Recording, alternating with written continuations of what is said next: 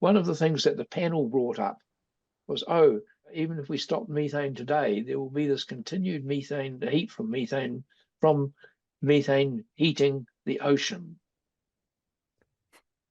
Methane was going to heat the ocean. Now, we know there's many papers on this. I think there's actually been a tsunami of papers in the published scientific literature the last year, which now openly, they used to make oblique references to that theory, but now they openly say it is wrong.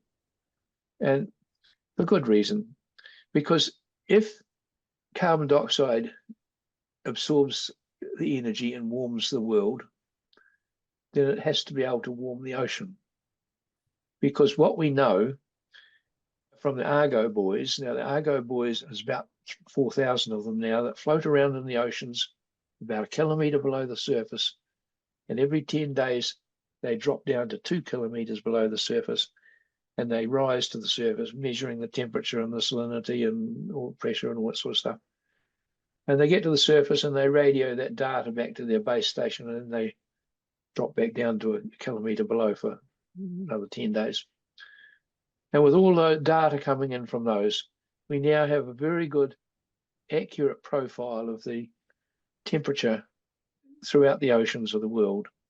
And what we can see from that is that the thing which warms first on every occasion, or cools first, is the sea surface layer. And it takes a few weeks for that to warm the near surface air, and it takes 2 months to warm the whole of the atmosphere, the troposphere. And it takes 11 months or something to warm the deeper ocean. But everything starts with the sea surface temperature. So an El Nino or La Nina, it's all based on the temperature of the sea surface. So if you're going to talk about carbon dioxide or methane warming the world, you've got to explain how they can warm the sea surface temperature.